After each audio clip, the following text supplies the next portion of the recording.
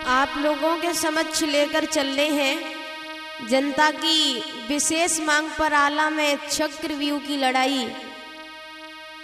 अजय कैसे टेटा के माध्यम से कुमारी प्रेमलता शास्त्री की आवाज में।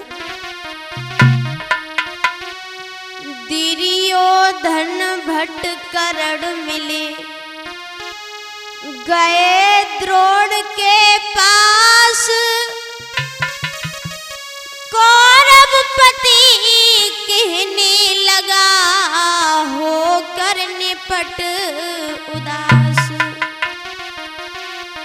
कि 10 दिन बीते आज गुरुजी,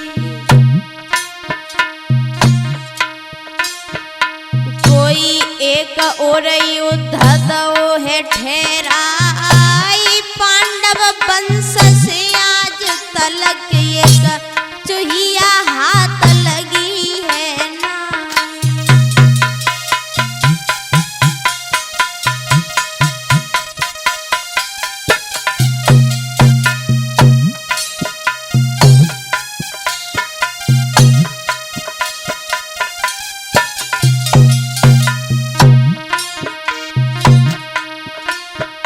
अरे गुरुजी को नसीबो उलझन है, अरे बुद्धि काम देती है ना, एक दिन आज पूरो हुई गो, गुरुजी आप बने ही सरदार।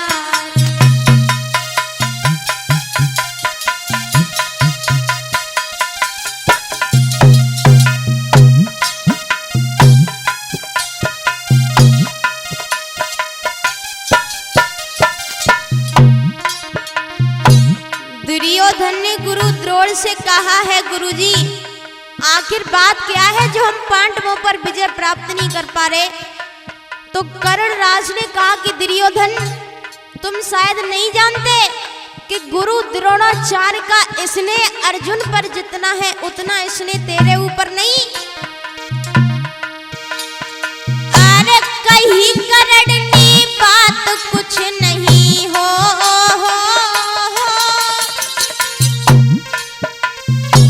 कहीं कर्ण ने बात कुछ नहीं, मेल प्रेम का रहा दिखाए, कोई रंग दुरंगी है रंगत का, गुरु से शिष्य हना नहीं जाए, दया अगर दिल में नहीं होती बंधते आज युधिष्ठिर राय, हाथ में आकर अपना दुश्मन कोई ऐसे छोड़त ना।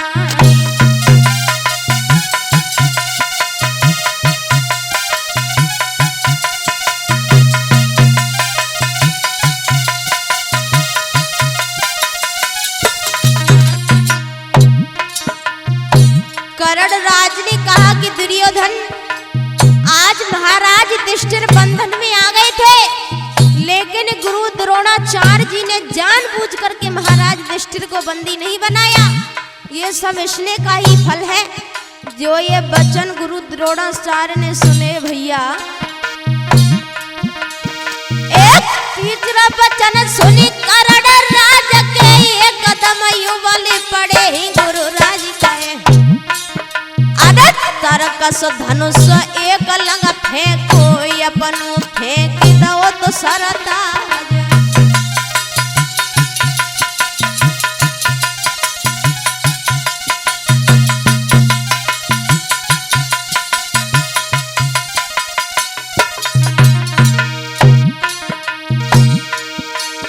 अरे मेल दिखी रहो पांडव दल सीत धोको न खावो सुयोधन राय, एक हमने अपनो भार उतारो तो नायक और देव फेराई।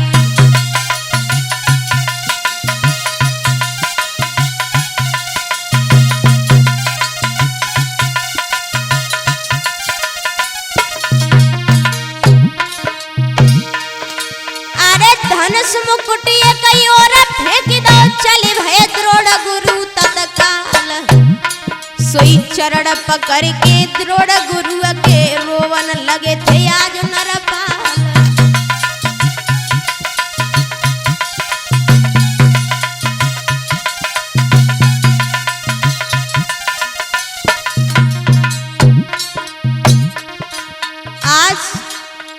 गुरुजी को जब क्रोध के सागर में डूबा हुआ देखा तो युवराज दुर्योधन ने अपने गुरु द्रोणाचार्य जी के चरण पकड़कर कहा, गुरुजी ऐसा मत करो, ऐसा मत करो। ए शांत गुरुजी, शांत गुरुजी कैसो द्वंद्व दौड़ फैलाए, कोई हाथ लगाए मेरी नैया को, किश्ती रहे मजेदार डुबाए।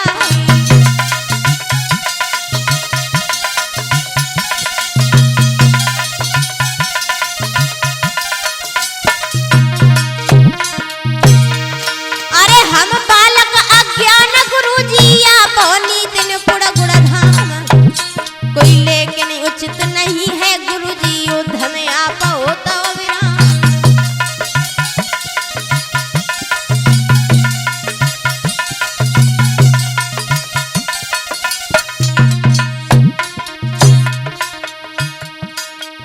जब दुर्योधन को करुण क्रंदन करते हुए देखा तो विप्र देवता का हृदय पिघल गया।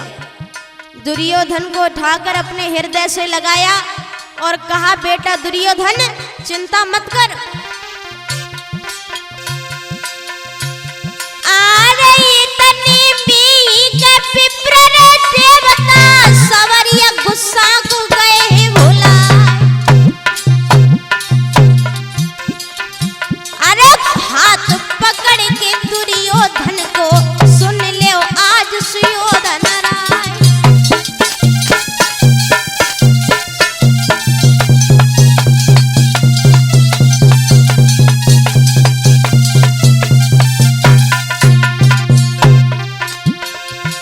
अरे साची है तो धरती माता की, यानी है विश्वरे रूप करतार। अरे कल मारूंगा महाभारत में दल से छठो भाई और सरदार।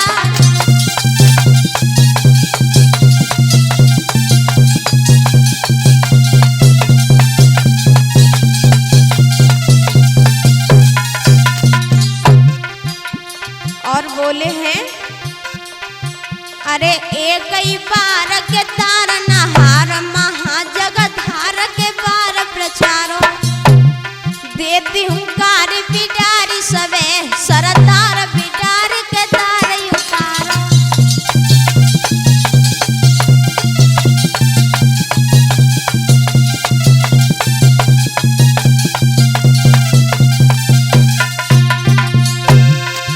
अरे आनी रहे जिगवानी रहे न गए जिए मोहन छोर विचारो, पांडव वीर हनुन रण में कल तो प्रभु आन रहे अस्त्र कुंधारो।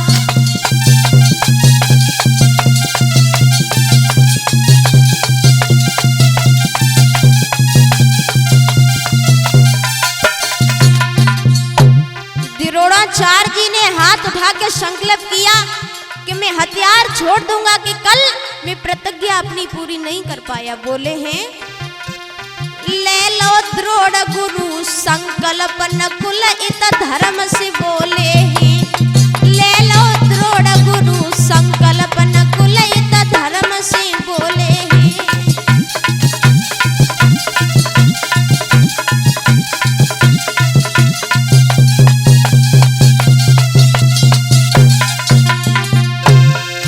अरे धर्म से बोले हैं नकुली तो धर्म से बोले हैं, ले लो द्रोण गुरु संकल्प नकुल तो धर्म से बोले हैं।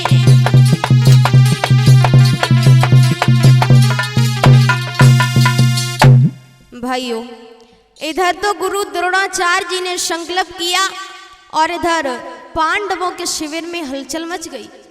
महाराज युधिष्ठिर, भीम, नकुल, सहदेव ये सभी बैठे हैं। तो ज्योतिष शास्त्र के महान वैज्ञानिक नकुल से युधिष्ठिर ने प्रश्न किया, भैया नकुल, हाँ ज्योतिष शास्त्र की तरफ झांक करके ये बताओ कि कल के युद्ध का भविष्य फल क्या है। तो नकुल ने अपने भैया युधिष्ठिर से कहा, अरे भैया गजब भाव भारत में,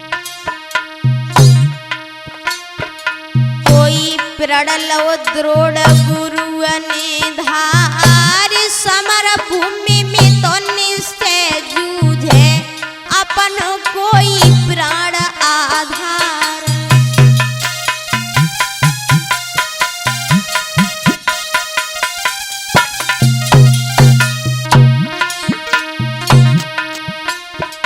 आरे चक्रव्यूह की रचना हुई है, आरे अपनी फौज बढ़न ना पाई, धोखा दे कर किसी वीर को लड़ भिड़ के बेदी तो गिराई।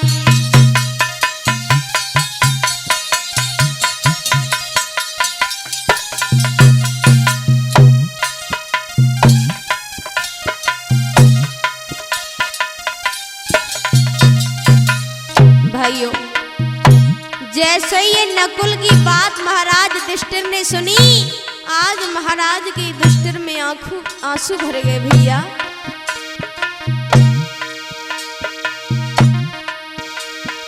अरे इतनी सुन के धर्म पुत्र जब धरती पर गिरे इतना रोखाई। अरे ठंडो जोश पड़ो थो राजा को, भर के जेठ कई बिलखाई।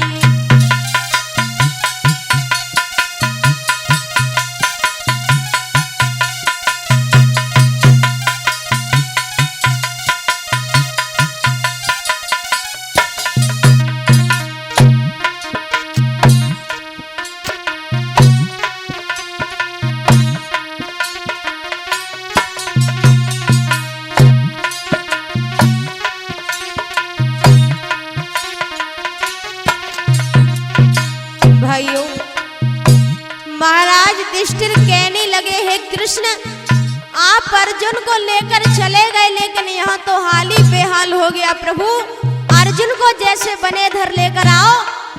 महाराज युधिष्ठिर को जब करुण क्रंदन करते हुए देखा तो अभिमन्यु जो अर्जुन का पुत्र था वो शेर की तरह दहाड़ता हुआ निकला। सुनो रुधन जब धर्म पुत्र को जंगी जबरदस्त ललकार, अरे पार्थ पुत्र सभा में गरजो तो मग में गज मारत चिंगारी।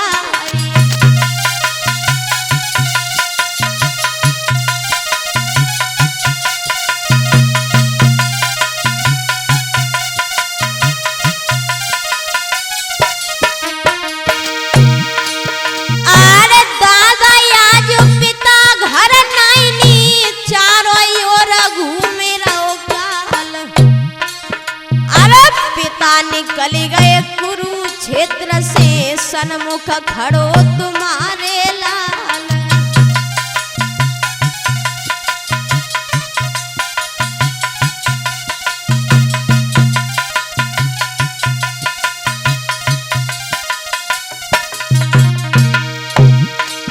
अरे अपने धनुष जो जोड़ी जोड़ी के बिना जोड़े दूं जोड़ जोड़ा, कसम पिता के है तो लोहू की के चक्रव्यूह है तोड़ दूं जाई।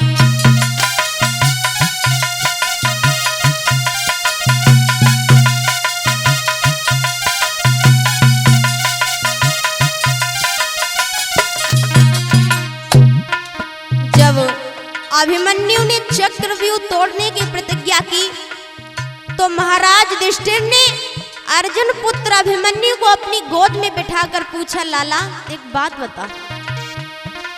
तब भुजा पकड़ के धर्मराज ने और सुत गोद लियो बैठारी, ऐसो आदम भी हूँ मेरे बेटा, देखो न हुई है नैन युगारी।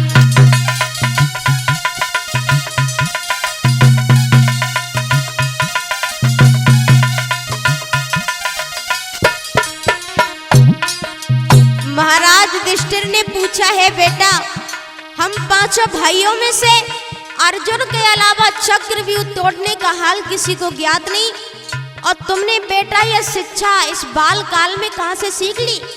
तो अभिमन्यु ने कहा कि दादाजी, वो मेरे उस गर्भकाल की घटना है। अरे जब मैं पलो गर्भ मैया के माता कछु रही अलसाए, कोई चक्र भी भेदन को वर्णन बाबुल मैया रहे सुनाए।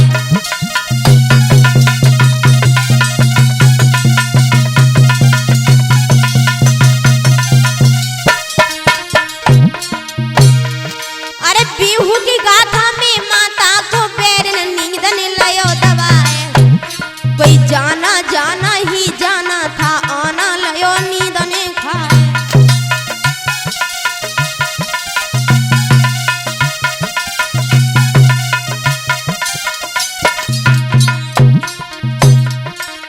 जब तक 6 दरवाजे टूटे तब तक मैया जागती रही, और 7वें दरवाजे का वर्णन जब पिताजी ने किया तो मैया की आंखों में नींद आ गई और मैं मैया के साथ ही साथ गर्भ में सो गया। लेकिन आप चिंता ना करें, एक जाना है ऐसी हालत में ताजी खून भरे फुंकारे, कोई आना है ऐसी सूरत में सवई शत्रु बने मुर्दा।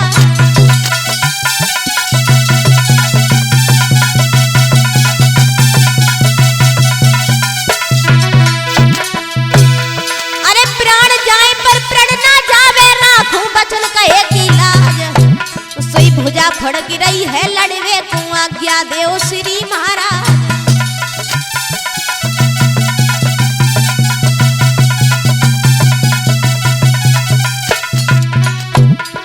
जब अभिमन्यु को युद्ध क्षेत्र में जाने के लिए तैयार जब महाराज युधिष्ठिर ने देखा तो अपने पुत्र अभिमन्यु की भुजा पकड़ के महाराज युधिष्ठिर बोले, सोई भुजा पकड़ के गम में भर के धर्मराज ने कई सुनाए, मोई पीठ दिखाए जा तू कन्हैया तैसी मुख दिखाइयो या।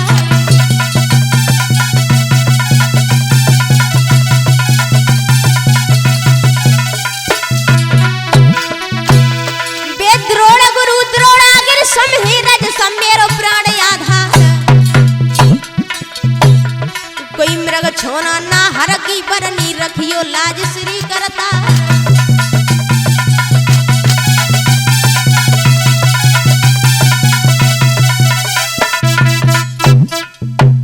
भाइयों, इधर तो अभिमन्यु युद्ध क्षेत्र के लिए चला है, इधर इसके हृदय में एक भावना आई कि आखिरी बार उत्तरा से मिल लिया जाए। और उत्तरा के शिविर में जब अभिमन्यु पहुंचे हैं जो इनकी धर्म पत्नी थी, कोई आबत देखो जब प्रीतम को देवी बहुत गई हर्षाए, सुंदर पलंग दद्दा मखमल को कर दे कंठ लय बैठाए।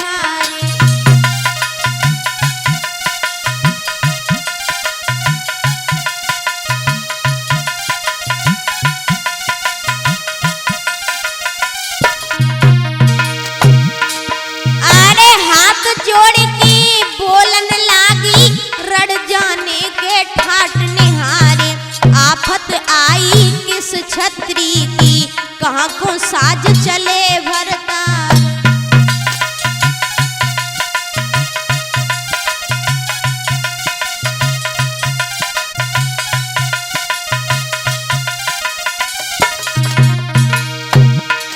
तब हंसी अभिमन्यु को मरइयो बोलो सुनो उत्तरा ध्यान लगाए, एक द्रोण गुरु चक्राव्यूह रच दो वेदन रहते उसी को जाए।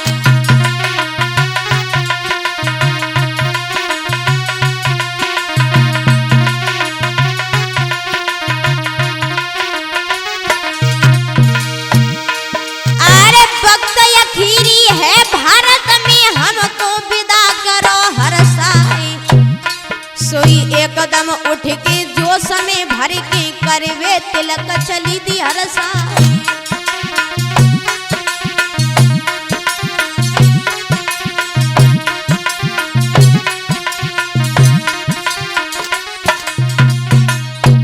जब देवी उत्तरा अपने स्वामी के विजय तिलक करने के लिए चली, सामने से छींक हुई, सही उत्तरा ने अपने पिया के दोनों पैर पकड़ लिए और कहने लगी, महाराज अब ये वक्त युद्ध में जाने का नहीं। मोए छोड़े अकेली जाओ पिया और लड़न को तुम हाय अब मत जाओ। इतयो बन अंग हिलोर भरे उमगे दिया घातक बोल सुनाओ।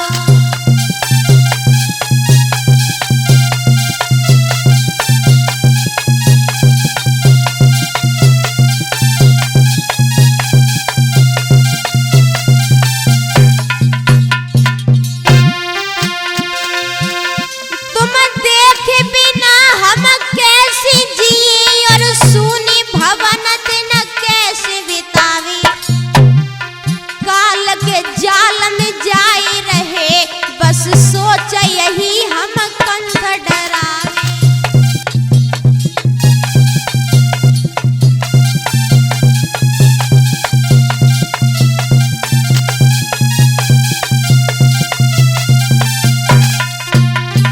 जब देवी उत्तरा बिलखने लगी तो अभिमन्यु ने कहा कि गोरी सूर्य छिपे अदली बदली और चंद्र छिपे तिथि मावस आए। चोर छिपे बड़े भोर भये और मोर छिपे ऋतु फागुन आए।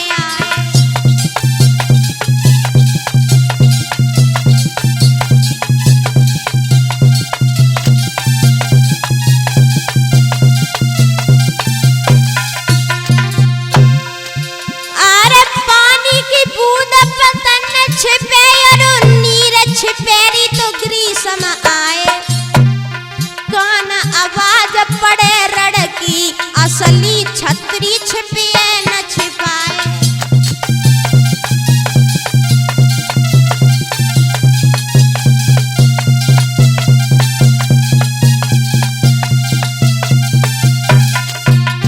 समझ गई उत्तरा के अब नाथ मानेंगे नहीं तो चंदन और रोली लेकर अपने स्वामी के मस्तिष्क पर तिलक किया। कहने लगी, महाराज जा तो रही हो लेकिन एक बात का ध्यान रखना।